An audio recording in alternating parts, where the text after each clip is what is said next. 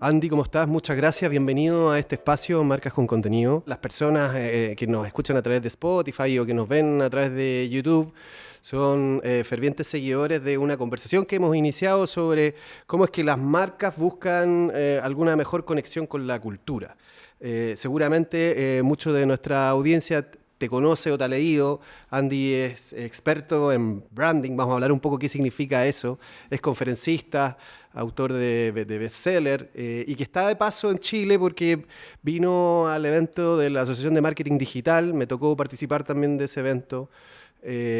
Nos trajo una charla sobre cómo convertir clientes en creyentes. Y bueno, de nuevo, muchas gracias por estar acá.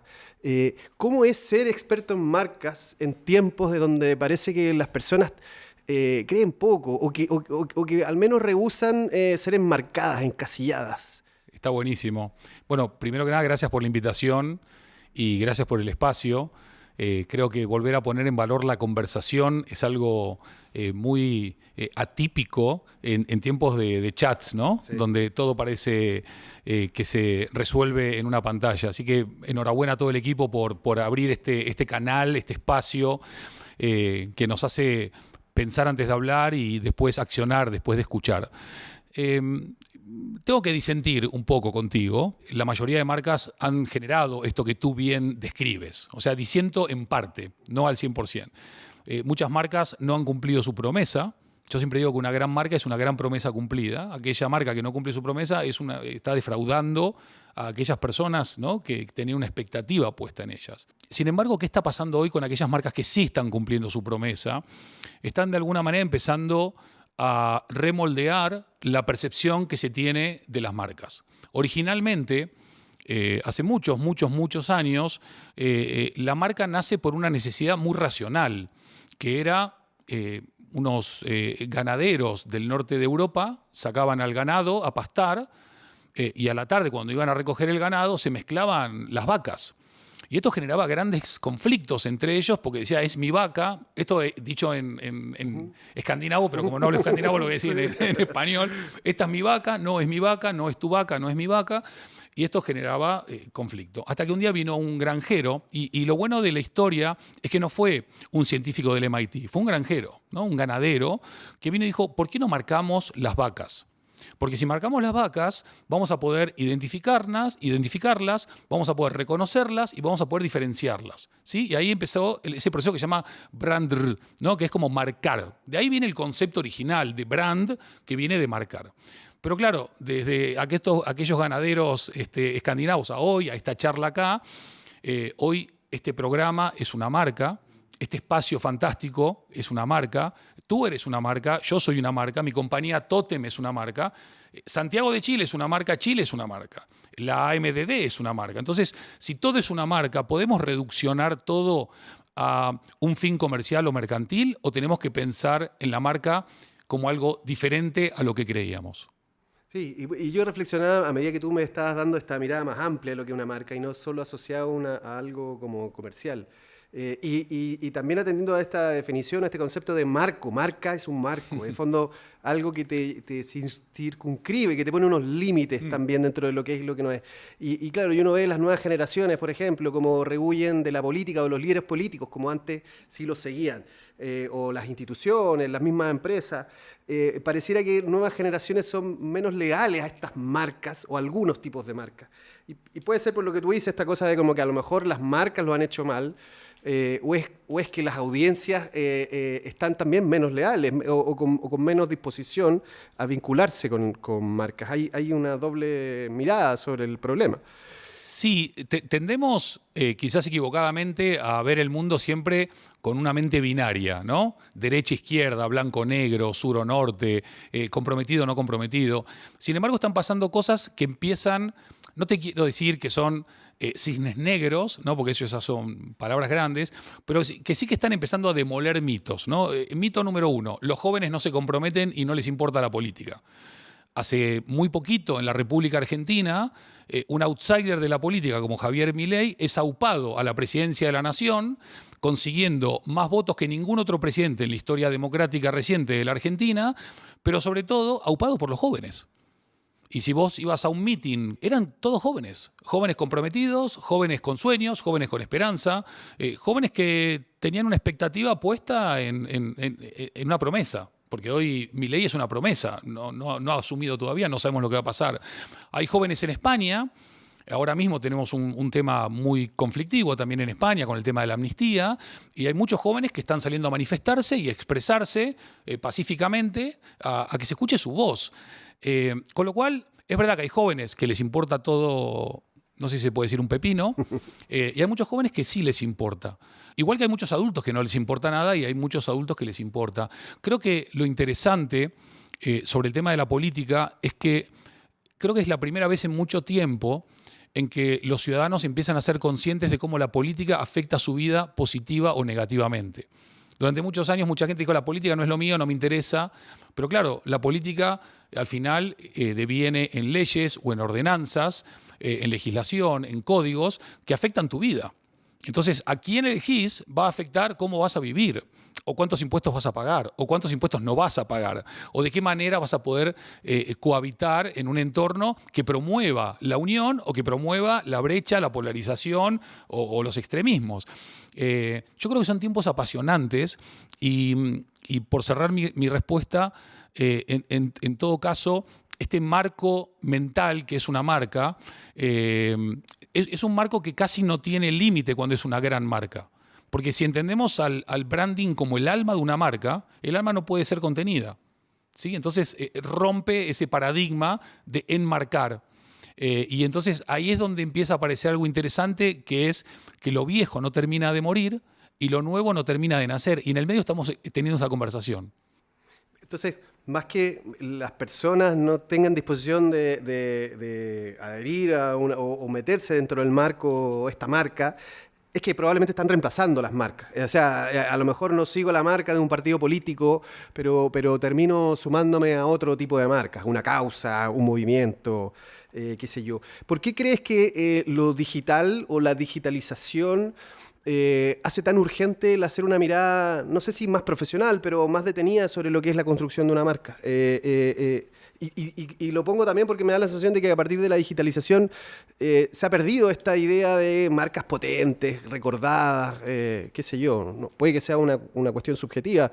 Hice el ejercicio de tratar de recordar las marcas que en el día a día me van tocando y se hace más difícil que como será antes. Sí, porque antes básicamente teníamos 5 canales de televisión, 10 estaciones de radio y 7 periódicos. Esa era toda nuestra fuente de información. Hoy no hay, es infinita la posibilidad de ir a ver de dónde viene la información. Ya no te hablo solamente de redes sociales o de blogs o de podcasts o de canales o de medios. Es brutal lo que está pasando y es muy difícil gestionarlo. Porque estamos aprendiendo mientras hacemos. Esto es como que a vos te digan, mira, te voy a dar un avión, despegá y empezá a volar. No, pero yo no sé ni cómo se despega. Ah, no importa, arrancá. Y claro, ¿cómo haces? ¿No? Si para poder volar necesitas 10.000 horas de vuelo. Acá cuando me dicen, vamos a ir a una conferencia que vamos a escuchar expertos en inteligencia artificial. ¿Quién tiene 10.000 horas de experiencia real con inteligencias artificiales? Entonces, ¿qué está pasando con las marcas en este contexto tan transformador, ¿no? Desde que vos te levantás a la mañana hasta que te vas a dormir a la noche, en una ciudad como esta, recibís una media de 5.000 impactos de marca por día. ¿Sí? Empezá a pensar, el teléfono, el cepillo de dientes, la pasta, el desodorante, el calzoncillo, la camisa, el coche, la red social, el medio, el trabajo. 5.000 impactos de marca por día. Según muchos estudios de ciudades parecidas a Santiago, te dicen que a la hora de dormir tu cerebro solo recuerda el 0,4% de todos esos impactos. Esto significa que prácticamente el 100% de lo que te dicen te es indiferente y te es irrelevante. Estamos hablando de muchos miles de dólares. Cientos de miles de dólares al año. Ahora bien, ¿cómo consigue una marca quedarse en ese pequeño grupo del 0,4% en un contexto en el que todas las marcas pelean por lo mismo? ¿Y qué es lo que pelean las marcas? El tiempo de nosotros, nuestra atención, nuestro amor y nuestro dinero, por supuesto. Hay que decirlo sin ninguna vergüenza. Si yo te pregunto ahora, decime la marca más admirada para vos. No sé, Apple. Casi todo el mundo que le preguntás esto te va a responder Apple, Nike, Coca-Cola. Es como top of mind. No significa que cuando lo pienses más tranquilo, venga lo primero a tu mente, ¿no? Pero hoy las marcas top of mind, ¿no? Que es lo primero que se te viene a la cabeza, son casi siempre las mismas. ¿Pero por qué son casi siempre las mismas? Porque son marcas que siempre están invirtiendo en esa construcción de valor trascendente. Algunas desde el marketing, como puede ser un Coca-Cola, y otras desde el branding, como puede ser un Apple, ¿no? La gente de Coca-Cola me dirá, nosotros también invertimos desde el branding, sí, pero lo entiendo y es verdad, pero es más marketing, si se me permite, ¿no? Entonces, ¿qué otras marcas se vienen a nuestra cabeza? ¿Y de qué manera marcas más pequeñas, empresas más pequeñas, porque no hay marcas pequeñas, pueden ser relevantes? A mí se me viene siempre a mi cabeza la cafetería de la vuelta de mi oficina. A mí se me viene a la cabeza mi directora de operaciones de Totem, Gema.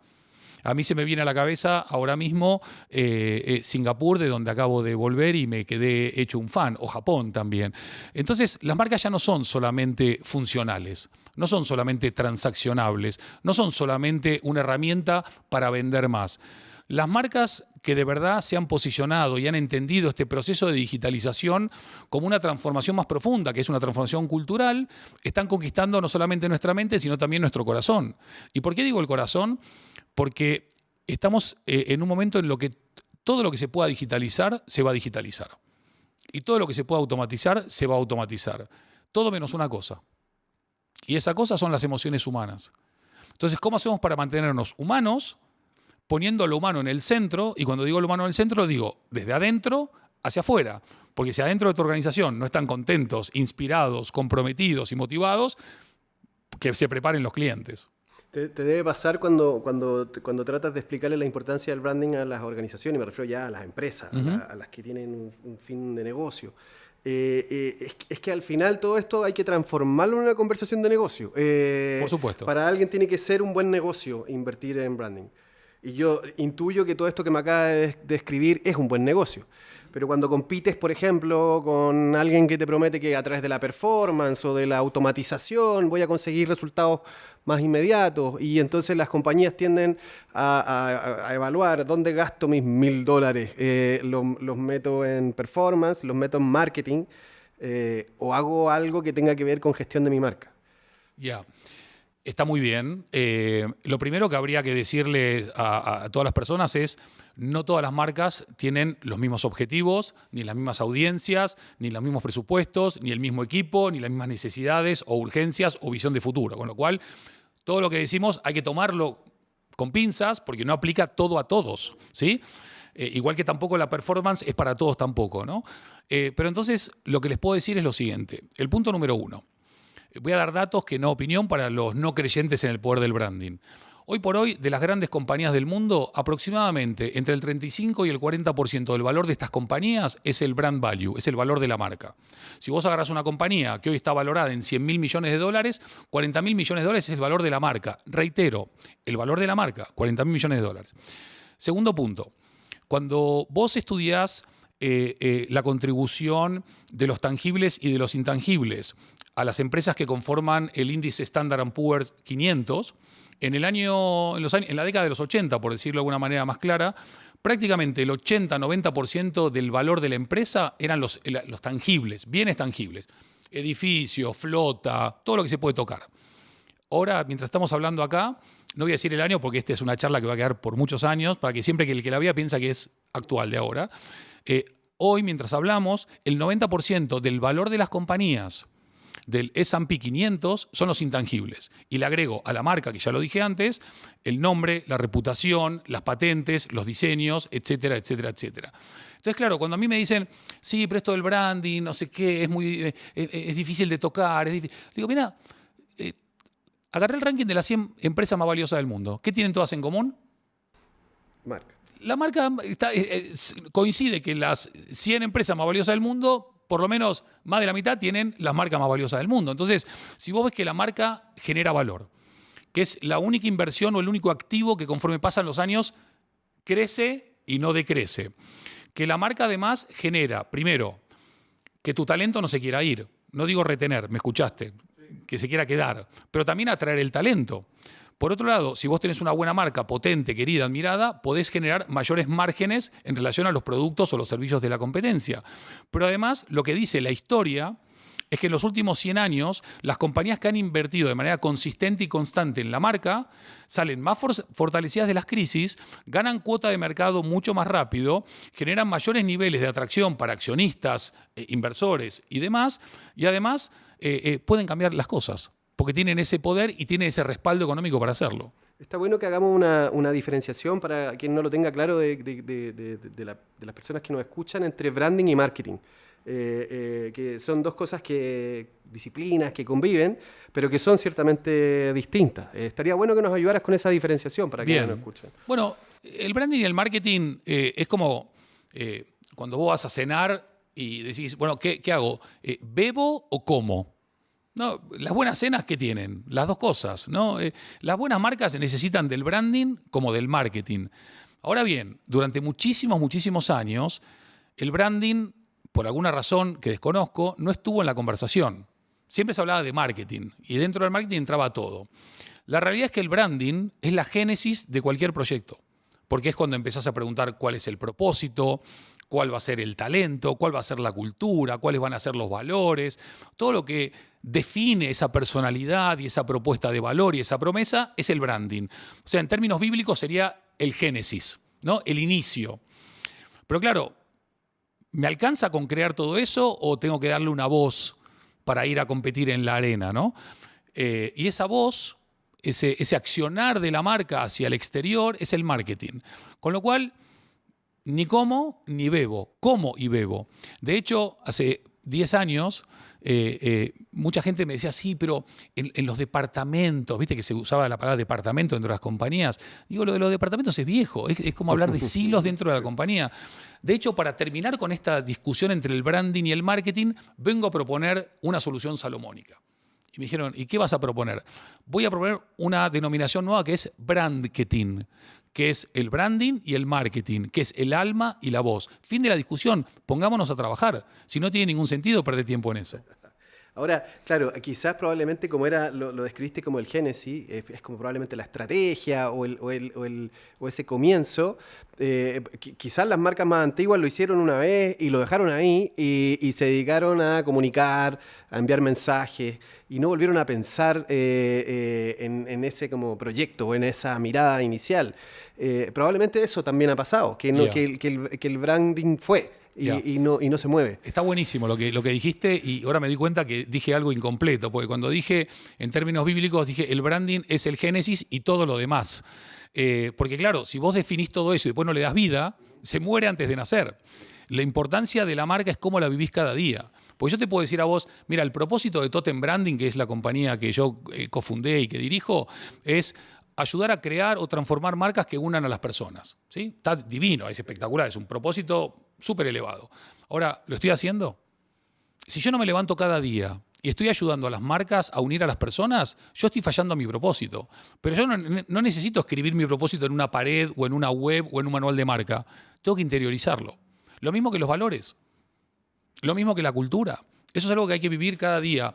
Por eso las marcas exitosas trascienden guerras, trascienden crisis, trascienden hiperinflaciones, trascienden todo, porque están permanentemente viviendo ese propósito, esa cultura, esos valores. Ahora bien, eso que escribiste o que empezaste a vivir hace 50 años o 40 años, ¿sigue vigente hoy? Yo siempre digo que cada año tenés que hacer un reality check de tu marca. Puede ser que sí, seguimos, o puede ser que no, que tengas que reorientar o reconducir tu propuesta de valor por lo que vos decías antes. Cambia la geopolítica, cambia la política, cambia la economía, cambia la diplomacia, cambia la sociedad, cambia el mercado, cambia la salud. Cambiamos todos. Y si cambia todo y tú no cambias, estás en problemas. Y ahora que uno lo mira en el contexto como de las automatizaciones, las inteligencias artificiales, y que el marketing ha avanzado mucho hacia esa automatización o la producción de mensajes repetidos en el tiempo, pareciera que el branding fuera como lo más humano de las marcas. Y probablemente hay una oportunidad muy valiosa para el branding en esta búsqueda de diferenciación con la máquina. En el fondo es aquello que nos vuelve humanos y que vuelve a las marcas conectarse con la cultura, que imagino que es lo más importante. ¿Hay algo de eso también, como esta mirada de conexión con la cultura? 100%. Antes de entrar de lleno en eso, cuando en diciembre del año pasado me entero del ChatGPT, y me pongo a probar lo que me... Era como, ¿qué está pasando acá? ¿Qué es esto? ¿No? Vos pensás que una compañía como Netflix tardó 3 años y medio en llegar a 1 millón de usuarios. ChatGPT tardó 5 días, ¿sí? Para que nos entendamos. Yo me acuerdo cuando le empecé a contar a mi equipo, no porque fuese un adelantado, sino porque me enteré por mi hijo, porque son los chicos los que te cuentan las novedades, cómo utilizar la inteligencia artificial. Claro, muchos entraron en pánico. Hasta que esta directora de operaciones nuestra, Gemita, dice, pará, si esto nos puede hacer ahorrar tiempo, nos puede hacer entrar en dimensiones que no entrábamos, nos puede ayudar a reflexionar y también a reponernos las pilas, bienvenido sea. Entonces, hoy por hoy, Charlie, que también es del equipo, dice, para mí la inteligencia artificial hoy puede ser nuestro copiloto creativo. Y la gran diferencia entre una compañía que abrace la inteligencia artificial y otra que no, no es que esta va a ser reemplazada por la inteligencia, es que esta va a saber utilizarlo. Y mientras esta no lo use, esta está en desventaja. Hablando de cultura, yo creo que 100% la revolución cultural va a tener a las marcas en el centro o en el epicentro. Porque las marcas, como vos antes también mencionabas, aquellas marcas que yo denomino tótems, son marcas que abrazan causas o embanderan causas o entienden que tomar posición no es algo opcional, que tenés que hacerlo. Que entender las demandas sociales de sus empleados, de sus clientes, de sus usuarios, es algo que no puede ignorar. Cuando una marca ignora las demandas de su comunidad termina ignorando esa marca. Y la cultura lo que tiene de interesante es que también trasciende cualquier tipo de capa pensable. ¿Qué es la cultura? ¿Hasta dónde llega la cultura? ¿Dónde nace la cultura? ¿Qué incluye la cultura? Y para mí, las marcas son una parte fundamental, igual que lo es la publicidad y el marketing, de esta cultura posmoderna, donde no podemos concebir nuestra vida sin las marcas. Ya llamala algo muy sencillo como WhatsApp, TikTok, Twitch o Instagram, hasta teatros, películas, bandas sonoras que llevan a la propuesta hacia otro nivel. Ahora, si vos me preguntaras a mí, ¿hay que tener algo de miedo en relación a ChatGPT? Bueno, ChatGPT no en concreto, pero sí esta inteligencia artificial generativa va a poder componer una ópera, va a poder escribir una canción pop, va a poder escribir un libro, va a poder hacer poesía. La gran pregunta es, ¿va a ser eso de la misma manera que la sensibilidad humana pueda llegar a ser? ¿O lo va a hacer peor o mejor? ¿Y de qué manera podemos utilizar esas herramientas para no ser ocupados por ella? Parte de lo que tú dices, veo que está súper asimilado por las nuevas marcas. O sea, cuando uno ve que las startups o los nuevos emprendimientos, justamente porque están definiendo su identidad, lo hacen como de una manera que trata de conectar al máximo posible con esto que dijimos que es súper amplio, que es la cultura, con todo eso que pasa con las personas. Y probablemente es más fácil porque son esferas pequeñitas de controlar y su producto es uno y que probablemente busca resolver una solución puntual y una audiencia más bien controlada. Me imagino que el problema se toma más difícil con las marcas que tienen mucho más tiempo y que han logrado un cierto posicionamiento o una relación con la cultura en un ámbito o de una manera. Y hoy día llega Andy y les dice, tenemos que repensar, tenemos que buscar otra manera de relacionarnos con la cultura. Debe ser más difícil cuando hablamos de grandes marcas o marcas más antiguas, ¿no? Todo depende de qué tipo de liderazgo tenga esa marca, esa organización, depende de qué tipo de cultura, depende de qué tipo de valores y cuál es su visión de futuro. Yo siempre digo que lo único más caro que cambiar es no cambiar, quedarte igual. Tampoco estoy diciendo que hay que transformar todo, porque hay cosas que seguramente estás haciendo bien. Tristemente, quizás, porque no hemos sabido gestionar bien esta irrupción de este nuevo ecosistema digital, estamos de alguna manera en la cultura de lo efímero, donde todo dura nada. Te metes en una story de Instagram, se fue. Un reel de TikTok, se fue. Un audio de WhatsApp, lo escuchás en 2.0, se fue. Todo se va. ¿Qué trasciende hoy? ¿Qué trasciende cuando la gente, por lo general, no en particular, quiere leer poco? También vemos que estamos viendo récord de venta de libros físicos, pero creemos que la gente lee poco. Vos ves hoy plataformas de streaming y la gente lo ve en modo acelerado porque quiere ver qué va a pasar después. ¿Cuánta gente hoy puede estar mirando, no sé, esta maravilla que tienen acá de los Andes o el cielo o la vegetación en modo tranquilo? Ah, no, estás perdiendo el tiempo. ¿Cuánta gente puede parar y reflexionar? Ah, no, estás perdiendo el tiempo. ¿Cuánta gente tiene el tiempo de debatir? Ah, no, estás perdiendo el tiempo.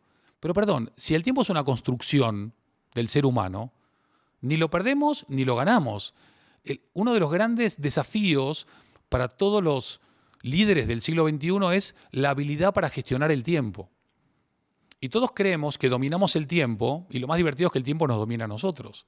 Ahora, ¿qué pasaría si utilizamos la cultura para hacer de este tiempo nuestro tiempo?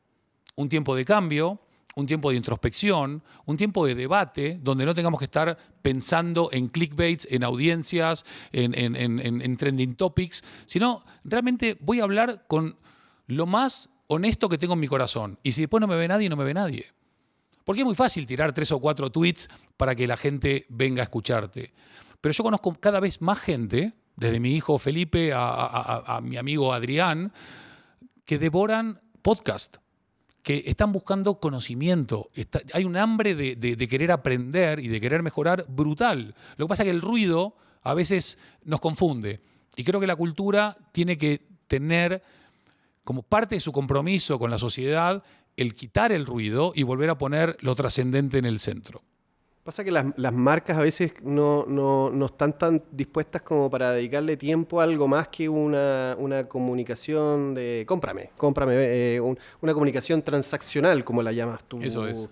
Y como que han renunciado, pareciera, a utilizar estas nuevas tecnologías o estas plataformas, por ejemplo, para educar, para entretener, para inspirar y, por cierto, para persuadir también, porque también de eso se trata, pero me imagino que para eso hay que gastar tiempo, hay una renuncia, al menos de cómo lo veo yo. No sé si eso es también parte de lo que hace el branding, esa búsqueda de generar una relación con tus públicos o con tus audiencias o con potenciales clientes, porque no todos son tus clientes. Eso es.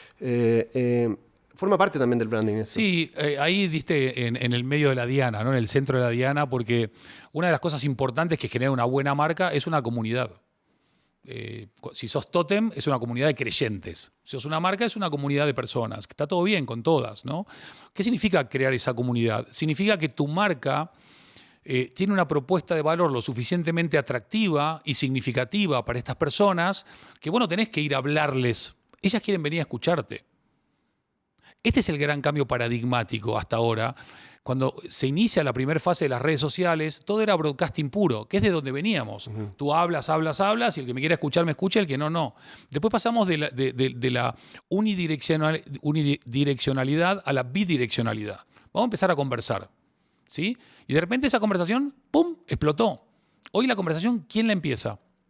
¿Dónde empieza la conversación? ¿Dónde empieza el contenido? ¿Quién es el generador de la conversación o del contenido? Cuando fue el salto de Baumgartner, ¿te acordás? El de Red Bull que subió y saltó en el paracaídas. Yo me acuerdo que titulé un artículo, la marca se transformó en el contenido. Ya no era que la marca tenía que ir a patrocinar un evento, sino que la marca era el evento. Obvio. Y eso es un cambio también de paradigma profundo. De hecho, la cantidad de paradigmas cambiantes que estamos viviendo y atravesando son difíciles de abordar. Pero hoy por hoy, cuando a mí me preguntan, ¿hago un podcast? ¿Hago un blog? ¿Hago esto? ¿Hago lo otro? Digo, primero, ¿tenés algo para decir que es interesante? ¿Tenés algo para contar que sea relevante para la vida de las personas? ¿Tenés algo que pueda inspirar o, como bien decías vos, enseñar? Y yo de repente voy llegando a contenido que me llama mucho la atención. De repente puedo encontrar ahora, en el medio de la guerra entre Israel y Hamás, un experto militar que te va contando al minuto los movimientos tácticos militares, que si te gusta eso, igual hay 1000 que les gusta eso, pero están los 1000 ahí. Hay gente que te enseña a hacer, comida sana sin nada ultraprocesado. Tenés gente que te enseña a encontrar bienestar. También tenés muchos fantasmas que venden humo. Hay de todo.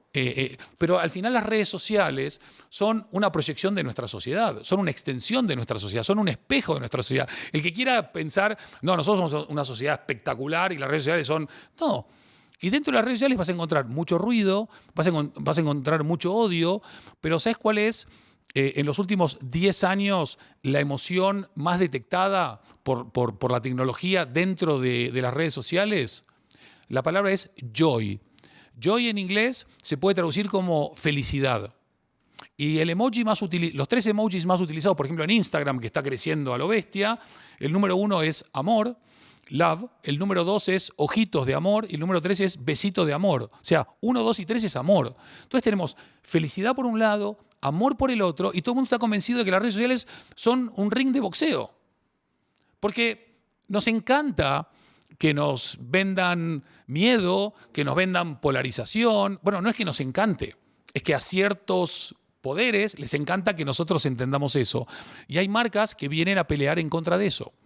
Hay marcas que vienen a poner orden, hay marcas que vienen a decir, a mí me preocupa la salud de los niños, entonces no voy a hacer campañas de salud para niños, sino que voy a hacer que mis productos no dañen a los niños. No voy a decir, bueno, he reducido un 50% el azúcar. Claro, si reducí un 50% de 10.000, sigue siendo un montón. Entonces, ¿dónde está lo genuino, lo honesto, lo ético? ¿Y de qué manera nosotros podemos aprender a filtrar para saber en quién creer y en quién no creer? Y todo esto es parte también de las marcas responsables que están apostando por ayudar a mejorar todo esto.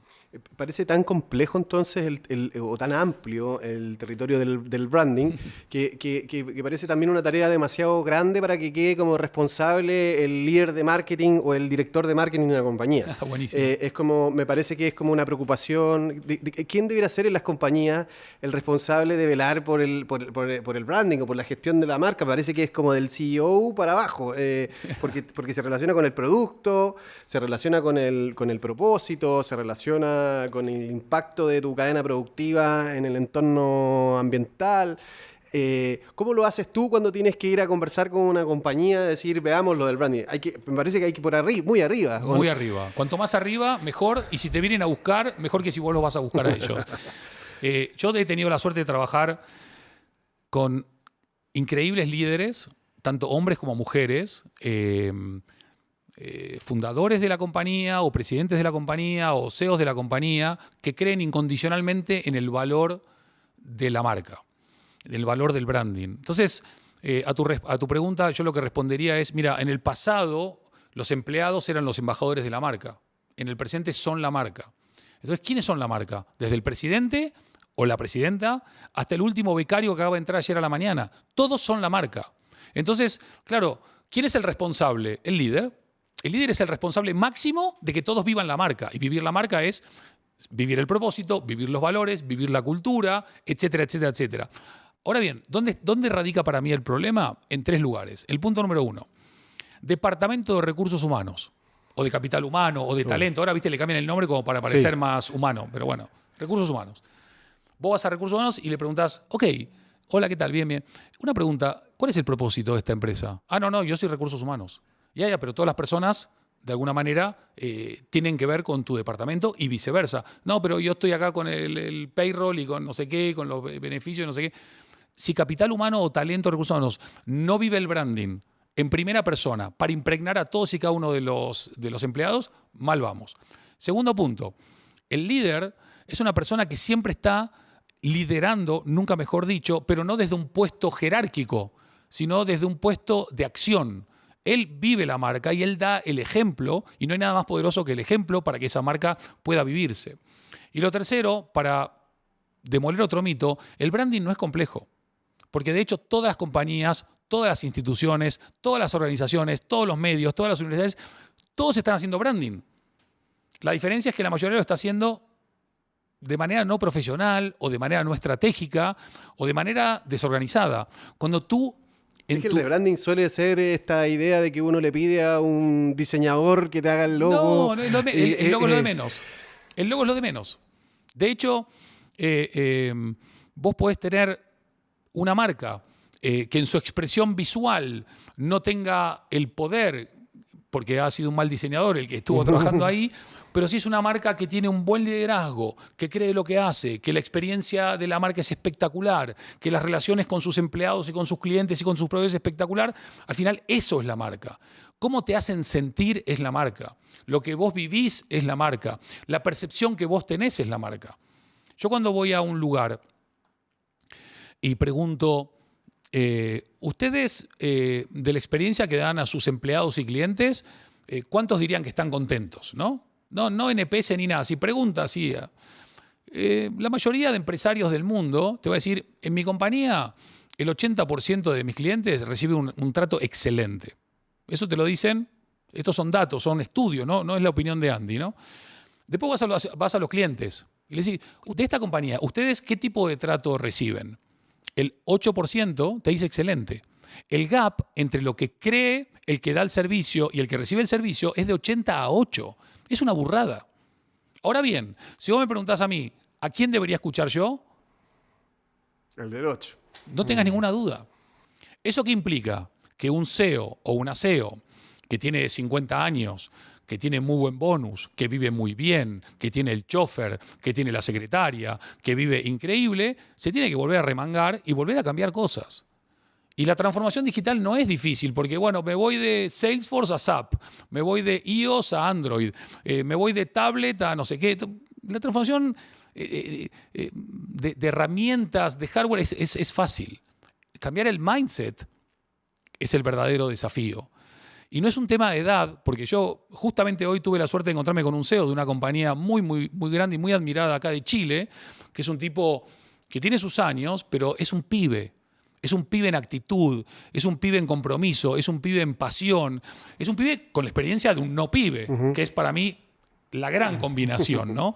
Así que bueno, creo que hay muchos desafíos, pero la buena noticia es que hay muchas compañías con las que nosotros hemos trabajado o estamos trabajando que sí lo están haciendo.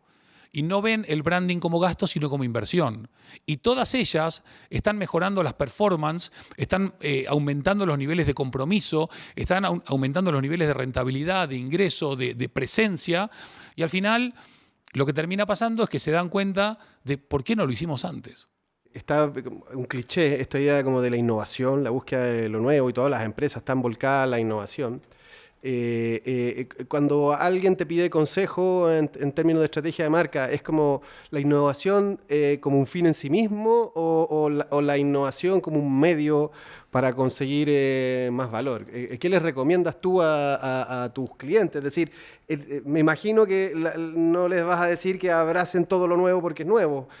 ¿Dónde está ese equilibrio de la búsqueda de algo nuevo? De nuevo, la marca ¿tiene un ADN innovador o no? ¿El liderazgo es un liderazgo que empodera para innovar o no? ¿La cultura genera un ecosistema para poder innovar o no? Porque no todas las compañías quieren innovar. Por eso tantas compañías mueren en el camino también. Ahora bien, para mí... No todo lo nuevo tampoco es necesariamente mejor. No necesariamente, no necesariamente. Aquellos que saben innovar bien son aquellos que van identificando nuevas necesidades o nuevos dolores o nuevas problemáticas y vienen con una solución. No necesariamente tecnológica tampoco, ¿no? Porque hay gente que viene con soluciones que tienen, que tienen una aplicación práctica que no necesariamente tiene que venir incorporada de la tecnología. Pero yo siempre digo que para mí en las empresas hay tres cuestiones que no son un destino, son un viaje. La innovación, la sostenibilidad y el branding. O sea, vos nunca podés decir, bueno, me voy a plantear innovar de acá al año que viene, ¿no? Cuando vos generás un ecosistema, una cultura innovadora, estás promoviendo que la innovación esté presente en todos y cada uno de los pasos de la compañía. Y eso también hace que la gente esté más creativa, esté más curiosa, se sienta empoderada y participe. Todo lo que uno proponga de innovación va a llegar a un producto final o a un servicio final o a una experiencia final. Tal vez no. Pero innovar te mantiene vivo. Sostenibilidad te mantiene responsable. Y branding te mantiene relevante, no hay que olvidarse. Tratemos de aplicar esto a algún caso. Investigando vi que te ha tocado trabajar algunos proyectos en Chile, Sí. vi que hiciste algo en Mallplaza. Sí, Cuéntanos sí. un poco de ese caso. Bueno, Mallplaza es una compañía increíble, admirable, con presencia en Chile, Perú y Colombia. Y tuvimos una conversación súper interesante con con el CEO de la organización, que es un tipo con una inquietud, con una curiosidad, con una capacidad de innovar y de desafiar el statu quo admirable. Debería ser el director general de las Naciones Unidas para cambiar el mundo, ¿no? Pero bueno, él por ahora se está dedicando a esto. Y una de las cuestiones que nos pasó es, ¿cómo tiene que ser el mall del futuro? La pregunta. Ok, definamos el futuro, ¿no? Aunque a mí me gusta siempre hablar de futuros, no de un solo futuro, ¿no? Y dentro de ese debate tan interesante y tan profundo, nos marcamos un horizonte de 2040, 2050, pero dijimos, ¿qué pasaría si en ese futuro los malls no son relevantes? Entonces, replanteamos la pregunta es, ¿cómo debería ser el mall plaza del futuro?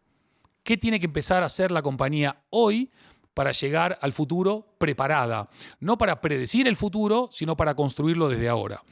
Y uno de los pilares fundamentales del trabajo que hicimos con ellos, no puedo entrar en detalles por temas confidenciales, tuvo que ver con la innovación. Pero no la innovación solamente en producto o en servicio o en experiencia, sino la innovación como propuesta de valor diferenciadora, impregnada en la cultura y en el talento de la organización para empujar las fronteras de lo desconocido. No podemos seguir haciendo lo mismo hacia el futuro porque el futuro va a ser muy distinto al presente.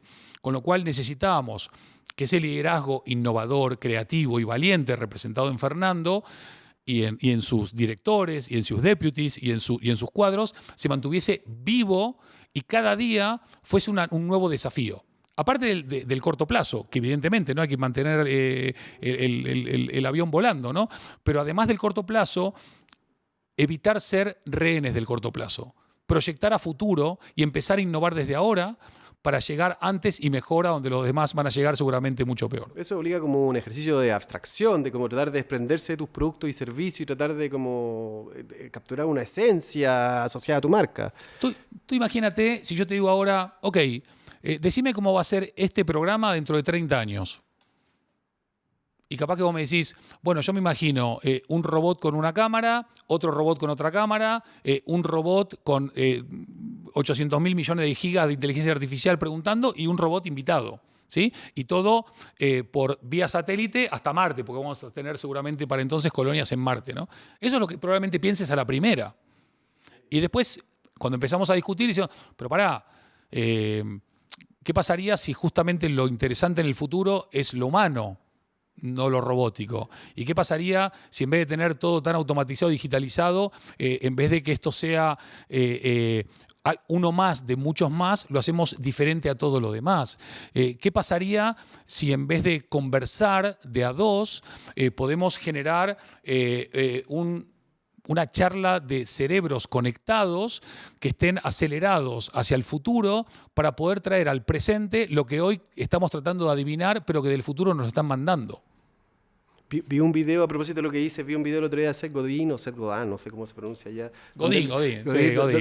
Donde él explicaba la diferencia entre una buena y una mala marca, diciendo que uno puede imaginarse un hotel hecho por Nike, claro, pero no puedes imaginarte unas zapatillas hechas por Hyatt. Y entonces uno dice, la verdadera marca es esa que uno puede entenderla, comprenderla más allá de su producto específico. Eso es. Vos pensás hoy por hoy, hace un par de años salieron un par de encuestas muy preocupantes para muchos bancos que decían, ok, si Apple abre un banco hoy, el 40% de los menores de 30 años va a abrir cuenta en el banco Apple.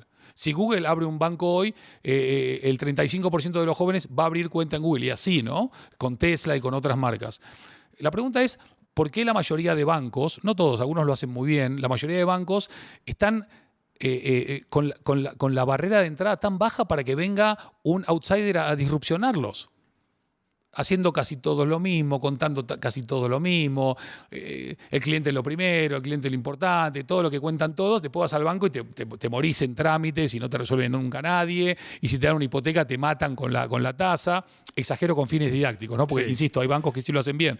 Pero esto pasa en casi todos los lugares. No es casualidad que Tesla, un outsider, disrupciona la automoción, que Airbnb, un outsider, disrupciona la hospitalidad o el alojamiento. No es casualidad que un Uber disrupcione la movilidad urbana, y así podríamos estar hablando de todos outsiders. ¿Por qué desde adentro no hay cambio? Y eso fue una pregunta muy buena porque entonces Mallplaza dijo, yo no quiero que venga ningún outsider a ocupar mi lugar. Yo quiero ser un outsider desde adentro. Yo quiero disrupcionar esto que hacemos, pero llevarlo a otro nivel. Porque los centros comerciales ya no son centros comerciales. Son fábricas de emociones, son destinos experienciales, son hubs sociales. Entonces, si eso elevó la propuesta de transaccional, comercial, a social, relacional, hacia el futuro hay una expectativa de mejora muy grande en la propuesta de valor para nosotros, los clientes y los usuarios. Ahora bien, vos lo sabés mejor que nadie, transformar un sector o una industria no se hace de la noche a la mañana, ni en un año.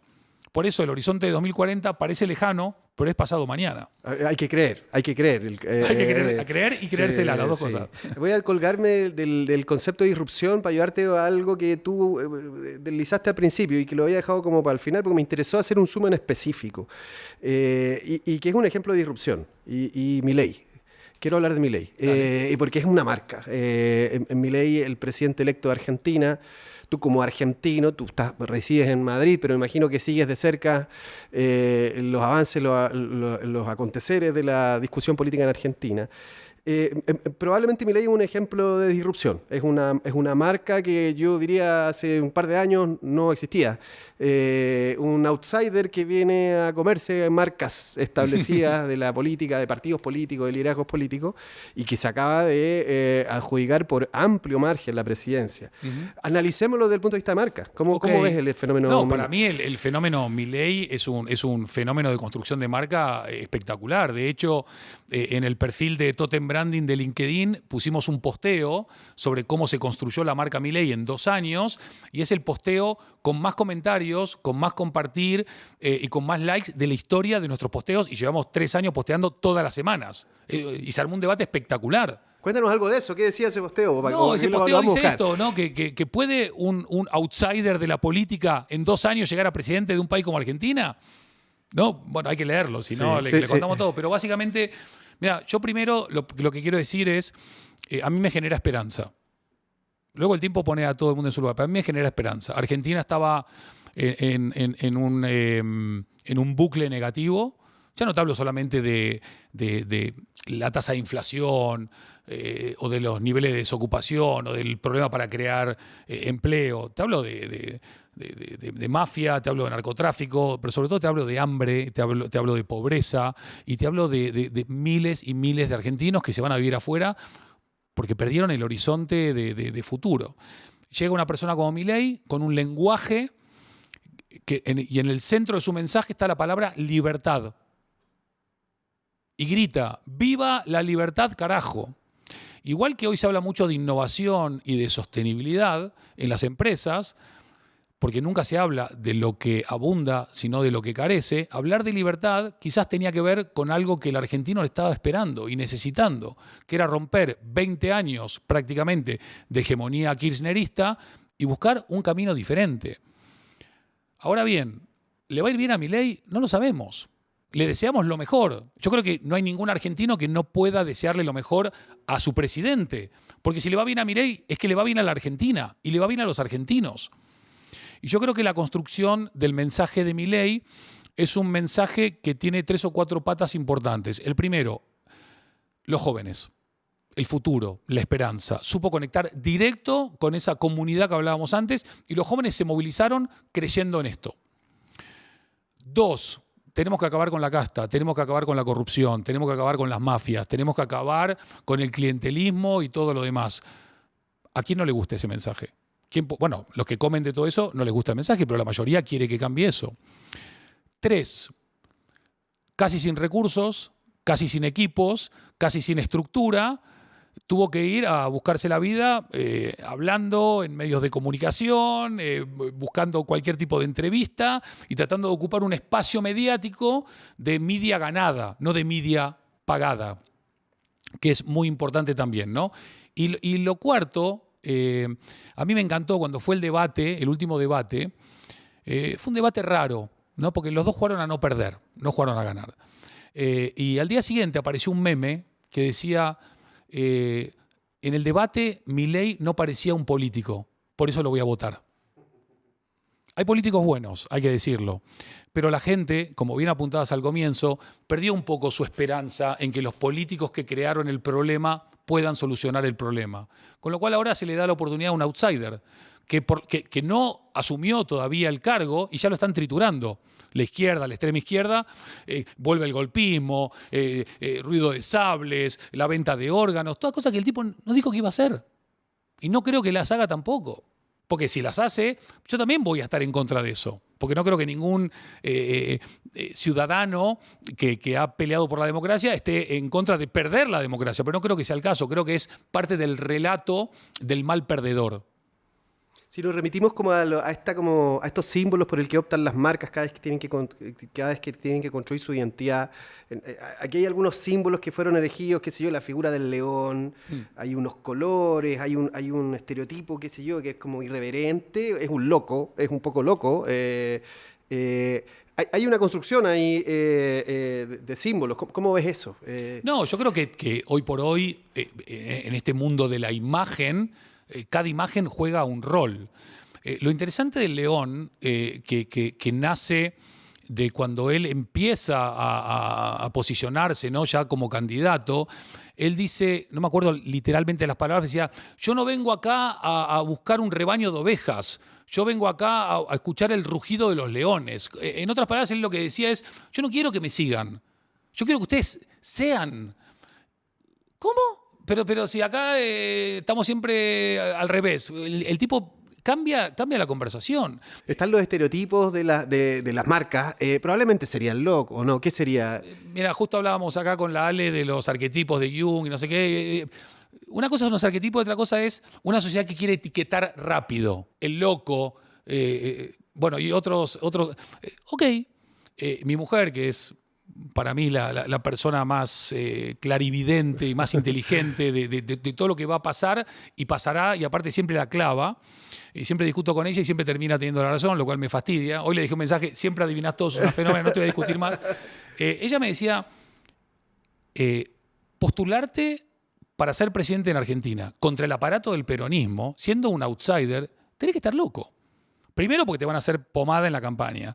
Y segundo, te entregan un país destruido, con los índices de pobreza volados por los aires, con un déficit fiscal tremendo, con un peso que no existe, con todo el aparato peronista, o casi todo el aparato peronista en contra, con los piqueteros, con los sindicalistas, bueno, algunos ya están acercándose, etcétera. Tenés que estar loco. Y esto me llevó, hablando de branding, a probablemente uno de los anuncios más míticos de la historia de la publicidad, que es un anuncio de Apple, justamente la marca que vos pensabas, que básicamente mostraban imágenes de Einstein y de Gandhi y de Picasso, no de locos. Y el fin del anuncio decía, solamente aquellos que están lo suficientemente locos como para creer que pueden cambiar el mundo son los que lo logran. Entonces yo creo que una dosis de locura es importante. Argentina, que tiene al loco Bielsa también, otro ejemplo de personal branding. Claro, pero vos vas a Uruguay, el otro día cuando Uruguay le ganó a Argentina, le escribí a unos amigos uruguayos, uno me dijo, Bielsa está casi al nivel de Artigas o más. Y otro me dijo, somos, en vez de la naranja mecánica, somos la celeste mecánica. O sea, el loco Bielsa, está bien, es loco, pero ¿por qué es loco? Porque es diferente. O sea, si sos diferente, ya enseguida sos un loco. Si en el mundo del branding el mayor piropo que te puedan dar es, sos diferente. Porque todas las marcas tratan de encajar y no de destacar. Y yo creo que hay que destacar. Vamos a ver cómo gestiona esa marca Milei. Te doy las gracias, Andy, por venir a este espacio. Seguiremos conversando en otras instancias. Veremos qué pasa con Milei, veremos qué pasa con la marca argentina. Y con todas estas marcas que son estos tótems que tú nos describes muy bien en tu libro y a través de tu compañía. Muchas gracias por venir. No, gracias por la invitación. Creo que al final lo más importante para una marca no es lo que dice, sino lo que hace. Así que ojalá que Milei le calle la boca a todo el mundo y que le vaya bien, insisto, de él depende. Y agradecerte a vos y a todo este equipo tan maravilloso que nos acompaña acá. Creo que espacios como este son necesarios, imprescindibles. Y si me permitís 12 segundos, sí.